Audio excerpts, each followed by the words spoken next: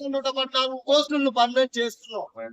ఇంకో హాస్యాస్పదం, ఇందులో గందరగోళం సృష్టించే పరిస్థితి ఏంటి? మీరు అనుబంధ సంఘం కావచ్చు, ఏమనుకోకుండా మిత్రమా, మేము వద్దంటలేము. గతంలో సంఘం, అనుబంధ సంఘం, మీరందరూ రాని మేము చేపిస్తాం. మేమందరం వచ్చినాం, మీరందరూ పోయి. మేమందరం వచ్చినాం, మీరందరూ పోయి. ఈ పరిస్థితులు, ఈ కళ్ళబొల్లి మాటలు, ప్రభుత్వానికి వ్యతిరేకంగా, యాజమాన్యానికి వ్యతిరేకంగా ధర్నాలు చేయొద్దు, ఆందోళనలు చేయొద్దు, వాంఛన్ భక్తులు లెక్క బతకాలని మీరు చెప్తే మేము ఒప్పుకోము. కొట్లాడి తెచ్చుకున్న తెలంగాణలో మా హక్కులు సాధించుకునే వరకు కొట్లాడతాం. ఏబిఎస్ఈబి రూల్సా, కన్వర్షన్, ఈ డౌట్ ఎందుకు పెడుతుంది? అవును, ఏబిఎస్ఈబి రూల్స్ ఇస్తాం. ఇస్తే ఏమొస్తుంది? ఆర్టిజన్ ఉండాలి. ఏబిఎస్ఈబి రూల్స్ అమలు అయితే అన్ని వస్తాయి, లీవ్స్ వస్తాయి, అన్ని వస్తాయి. మరి జైల్లో ఎప్పుడు కావాలి? మళ్ళీ అచ్చన్న 3 ఏళ్ళు అయితే రిటైర్మెంట్ కేసీఆర్ కిట్టు, మళ్ళా 3 ఏళ్ళకి మళ్ళా ఉద్యోగం చేయన్నా? ఆయనకు చాలా కాకుండా అయితే పెద్ద మనిషి. నేనే 40 ఏళ్ళకి వచ్చిన. మరి ఏంటిది పరిస్థితి? దేవుడు వరమిస్తే పూజారి అనుమతించినట్టు వంటి పరిస్థితి విద్యుత్ సంస్థలో ఉంది.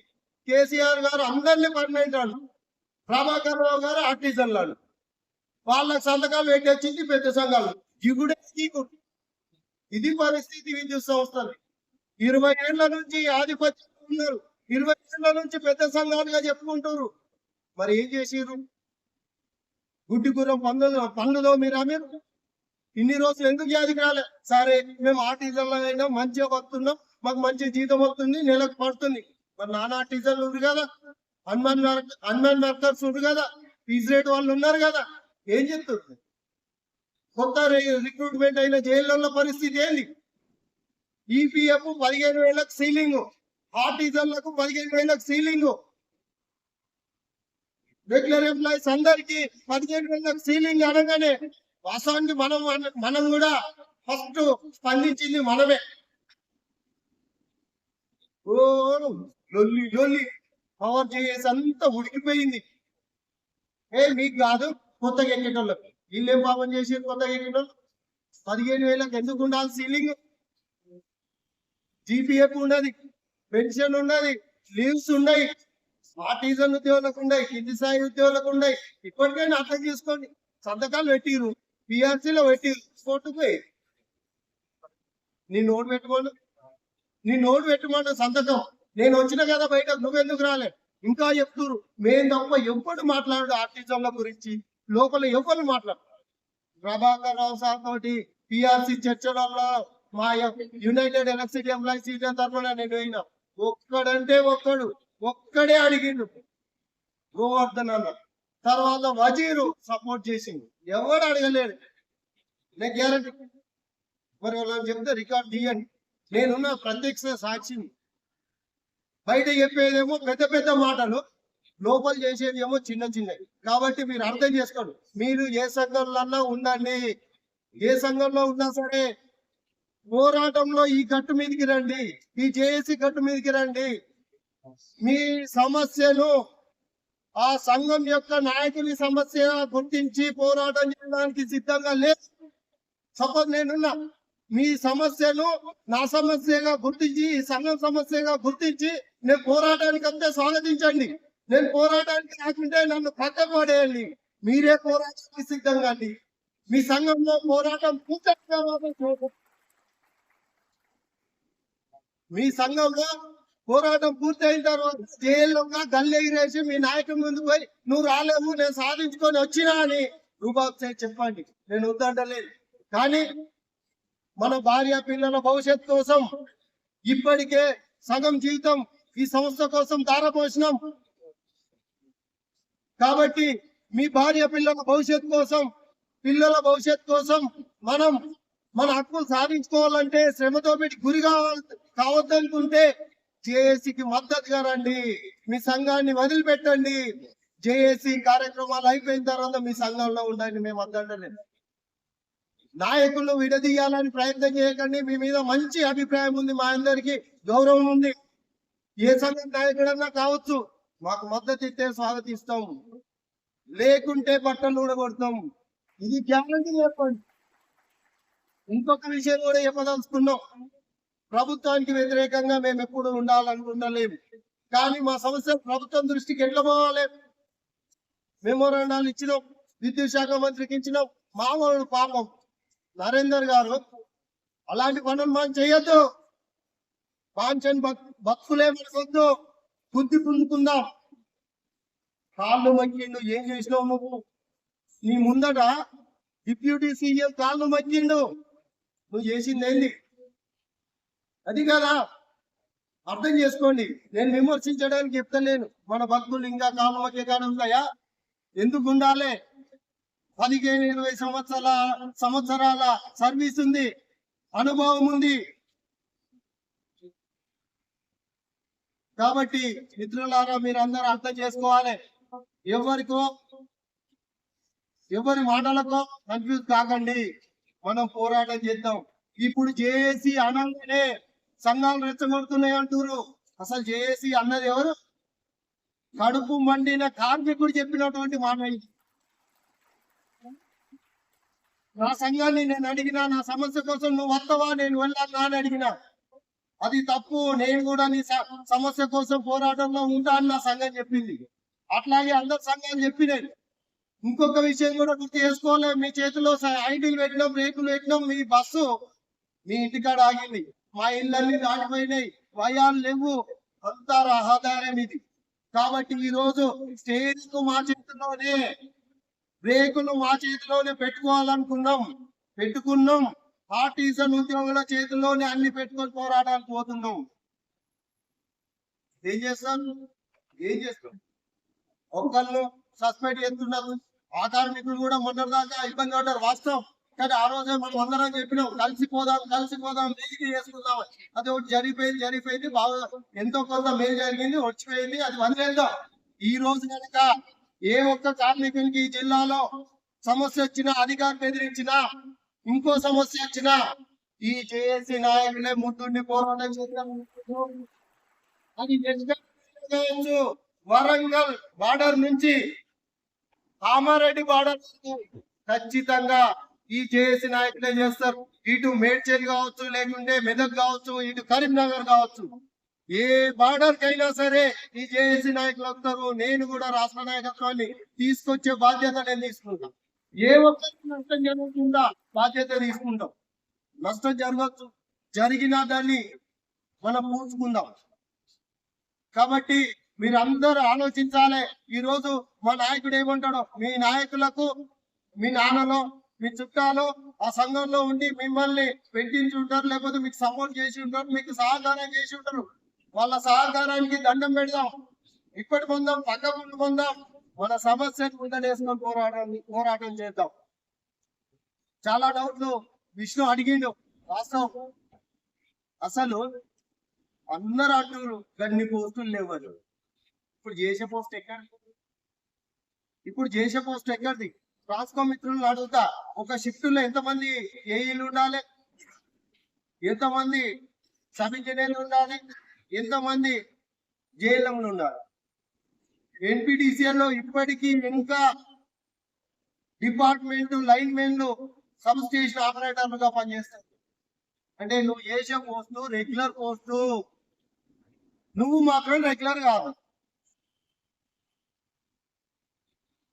మొన్న జేఎల్ఎం పోస్టులు తక్కువ ఉన్నాయి, రిక్రూట్మెంట్ చేస్తామన్నారు. జేఎల్ఎం పోస్టులను కన్వర్షన్ చేసి తగ్గించి జేఎల్ఎం రిక్రూట్మెంట్ చేసింది.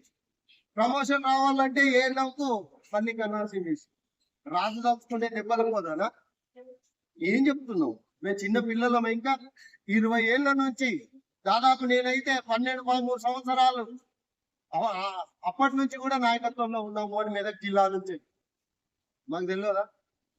అంటే మీకు బాగా తెలుసుకోవచ్చు, మాకైతే కొంచెం తెలుసు. మా దగ్గర మా సబ్ స్టేషన్ లో లైన్ మెన్ కిషన్ రెడ్డి చేసాడు. Shift operator. మొన్న లైన్ ఇన్స్పెక్టర్ గా రిటైర్మెంట్ అయింది చిన్నపాడు. ఇంకొక అతను కూడా ఉండే, ఆయన పేరు కోతిరామ్, ఐడియా ఉంటుందా? సరే, అక్కడ వాళ్ళకి ఏమన్నా ఐడియా ఉంటుంటారు. ఆయన ఫోర్మెన్, సబ్ స్టేషన్ ఆపరేటర్ చేసిండు, దుబాకలో రిటైర్మెంట్ అయ్యిండు. అంటే మీకు తెలిసిన వాళ్ళు కూడా చాలా మంది ఉండొచ్చు. అంటే నేను స్టార్టింగ్ లో ఉన్నప్పుడు మా ఇంట్లో, అంటే మా పక్కింట్లో రెంట్కుండేవాడు కిషన్ రెడ్డి, చీకోడు వాళ్ళది. అంటే ఎన్పిడిసిఎల్ లో ఉంది, ట్రాన్స్కోలో ఉంది, డిస్కమ్లలో లేదు. మనం చేసే ప్రతి పోస్టు రెగ్యులర్ పోస్టే, దానికి ఐడి క్రియేట్ చేయాల్సిందే, మనందరికి కన్వర్షన్ ఇవ్వాల్సిందే. ఇంకో ముచ్చట లేదు, మనం చేసేటి రెగ్యులర్ పోస్టులు. అవునా కాదా? డిప్లొమా ఆపరేటర్ చేసేది ఎక్కడ చేస్తాడు? సబ్ ఇంజనీర్ డ్యూటీ చేస్తాడు, ఏఈ డ్యూటీ చేస్తాడు. మరి ఎందుకు ఇవ్వవు? ఆర్టిజన్ గ్రేడ్ 2 వాళ్ళు సబ్ స్టేషన్ ఆపరేటర్ చేస్తుండు, రెగ్యులర్ ఎంప్లాయీ చేస్తుండగా. మన వర్కింగ్ ప్రెసిడెంట్ నర్మల స్వామి సబ్ స్టేషన్ ఆపరేటరే, లైట్ మెన్. ఆయన 2 చేతుల 2 పీడాలు ఎత్తాడు ఒకటిసారి. నేనేనా? ఏంది ఇది? కాబట్టి వీళ్ళందరూ ఏం మాట్లాడుతూ, ఇంకొక నాయకుడు గతంలో మాట్లాడిండు, గుర్తు చేసుకుంటున్నాం. మనకు పౌరుషం రావాలంటే వాళ్ళు మాట్లాడింది గుర్తుకు రావాలి. మనం ఎంత, అవును, జేఎల్ఎం నుంచి ఏఎల్ఎం రాగానే మనలో బాధ పెరిగింది, వాస్తవం పెరగాల్సిందే. ఈ కదలిక వచ్చింది, మంచిది. 90% వచ్చింది, ఆ 10% కూడా రావాలి.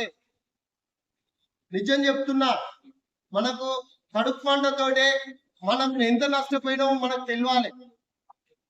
ఇంకో నాయకుడు చెప్పిన విషయం గుర్తు చేస్తాను నేను ఒకసారి. మీరు ఎట్లా వచ్చేది, ఆయన ఎట్లా వచ్చిండ, ఆయన ఎట్టి వచ్చిండు, పొక్కలు తీసి వచ్చినోడు రాష్ట్ర జేఏసీ చైర్మన్ కావచ్చు, టీడబ్ల్యూ చైర్మన్ కావచ్చు, మనం చేయలేం కాదట.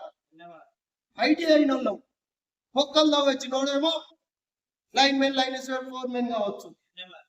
ఎన్ఎంఆర్ నుంచి వచ్చిన వాళ్ళు, పీడబ్ల్యూ నుంచి మొన్న రిటైర్మెంట్ అయ్యిండు మా కృష్ణోళ్ళ నాన్న, లైన్ మెన్ గా, వాళ్ళు విఈడబ్ల్యూ నుంచి వచ్చారు. మరి ఆర్టిజన్ వచ్చి 15 ఏళ్ళ సర్వీస్ ఉండి, కాంట్రాక్ట్ ఎంప్లాయీగా ఉండి, అన్ని అర్హతలు ఉండి, నేనెందుకు కావద్దు? అవునా కాదా? మరి ఏం తలికా ఉందా? మెడకాయ మీద తలికా ఉన్నోడు మాట్లాడచ్చా? మరి చెప్పాలి కదా ఈ విషయాలన్నీ. నేను నా సమస్యను జేఏసీలో, పవర్ జేఏసీలో పెట్టమని టీ షర్ట్స్ రాత్రికి రాత్రి, నేను కంపెనీ ప్రెసిడెంట్ గా ఉన్నా కాబట్టి 50 టీ షర్ట్లు కొట్టిపించి ఆర్టిజన్ కన్వర్షన్ అని ముందట కింద కూర్చొని వాళ్ళు చెప్పిన ప్రతి నినాదానికి ఆర్టిజన్ కన్వర్షన్ అన్న ఫోటోలు ఉన్నాయి. మరి అప్పుడు ఆ సమస్యను పెట్టమంటే కింద పెట్టి రేమని ఆర్టిజన్ సమస్య, అది పోస్టర్ కి అయింది, ఫ్లెక్సీకి మాత్రమే అయిపోయినాయి. లోపల మాట్లాడలే, వాళ్ళ సంగతి చూద్దామని పోయినా. నేను జేఏసీలో మీ సంగతి చూద్దాం బిడ్డ, మా సమస్య మాట్లాడకుండా మీరు సంతకాలు పెట్టిరని మెసేజ్ పెడితే ఒకైనా నన్ను బెదిరించింది. పవర్ జేఏసీ వాట్సాప్ గ్రూప్ లా ఎవరో తెలుసా నన్ను బెదిరించింది. రిటైర్మెంట్ ఉద్యోగుల సంఘం సెక్రటరీ, రిటైర్మెంట్ అయినా కావాలంటే, పర్మనెంట్ కావాలంటే ఆయన నాకు బెదిరించింది. ఏం చేస్తావు రా, నా అడ్రస్ ఇదని ఆ వాట్సాప్ లో పెట్టిన. నేను తెలియదు, నా పేరు తెలుసు అందరికి, జేఏసీ నాయకులు. నేను తెలియకపోవచ్చు, అంటే అంత అక్కస్ ఉంది మన మీద. కాబట్టి మనం ఇప్పటికైనా ఆలోచించుకోవాలి. ఒకటి గుర్తుపెట్టుకోండి, ఒక చిన్న విషయం చెప్పదలుచుకున్నా. ఈ జేఏసీ సమావేశాలు, రాష్ట్ర కమిటీ జేఏసీ ఇచ్చే పిలుపులు ప్రతిదీ అమలు కావాలంటే నేను ఒక్కడిని పోకుండా ఏమైతుంది, మా అత్తగారి చుట్టాలు మైసమ్మ చేసిరని పోతా అంటే నీ జీవితం కూడా మైసమ్మకే అవుతుంది. అంతే, అంతేనా కాదా? ఒకరోజు నువ్వు తినకపోతే నష్టపోయేది లేదు, కానీ నువ్వు ఆ ఒక్కరోజు రాకుంటే నా జీవితాన్ని కూడా నువ్వు నాశనం చేసిన అయితే రానని. కాబట్టి మీరు అందరూ అర్థం చేసుకోవాలి. ఏ సంఘం అన్నా కానీ, ఏ ఉద్యోగం అన్నా కానీ మనకు అవకాశం ఉంది. ఇంకా మన జిల్లాలో ముగ్గురం ఆపరేటింగ్, రిటైర్మెంట్ అయినా కావచ్చు, లేదంటే జైలం కావచ్చు. వాళ్ళకి రిక్వెస్ట్ చేయండి, మాకు మీటింగ్ ఉన్ననాడు ఖచ్చితంగా మీ డ్యూటీలు ఉండండి అని చెప్పండి. ఇప్పటికే జైల్లో మా అధ్యక్షుడు పూర్తి మద్దతు అని చెప్పిండు. వాళ్ళు చెప్పేసుకుంటారు. అవసరం ఉంటే ప్రత్యక్ష పోరాటంలో కూడా మనతో మద్దతుగా వస్తారు సంఖ్యాబలానికి. అంటే నాయకులు పనిచేయడానికి, ముందుండడానికి, తన్నులు పడడానికి, లాఠీ దెబ్బలు పడడానికి, కేసులు పెట్టించుకోవడానికి సిద్ధంగా ఉన్నారు. మీరు ఎన్నుకున్నదానికి సిద్ధమా కాదా? సిద్ధమా కాదా? మీరందరూ సిద్ధంగా ఉంటే మేము దేనికైనా సిద్ధంగా ఉంటాం. రాష్ట్ర జేఏసీ కావచ్చు, జిల్లా జేఏసీ కావచ్చు, మేము కూడా సిద్ధంగా ఉంటాం. ఏ పోరాటాన్ని అయినా తీసుకొని ముందుకు పోదాం. ఇంకొక విషయం కూడా గుర్తు చేసుకుందాం కామ్రేడ్స్.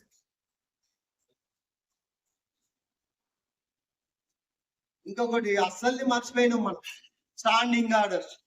స్టాండింగ్ ఆర్డర్స్ వద్దురా బాబు అని లేబర్ కమిషనర్ ముంగట నెత్తి నోరు మొత్తుకొని కొట్టుకొని నేను మాట్లాడినా, ధర్నా పెట్టినా, నేను కోట్ల కేసేసి మన నొప్పి పెడితే అయిపోతుంది కదా, వాడు ఇచ్చిన రిటర్న్ తీసుకుంటాడు. నీ కోట్ల కేసు 2018లో కూడా ఇచ్చిర్రు. 2018లో NPDCL జైల్లో ప్రాణులకు అందరికీ కేసులు వేసిర్రు. మనోడు ఒకడు బాధితుడు నిన్న చెప్పిండు నాకు, కాపర్ల అనిల్ కుమార్ 50,000 ఇచ్చిండట. కేసు కూసు లేదు, ఆశ లేదు. ఆయన ఇప్పుడు జైల్లో మాట. అప్పుడు ఇచ్చిండు, ఇప్పుడు జైల్లో. అంటే జరుగుతుండొచ్చు, జరగకపోవచ్చు, కానీ పోరాటంలో సాధించలేదు అనేది ఏది ఉండదు.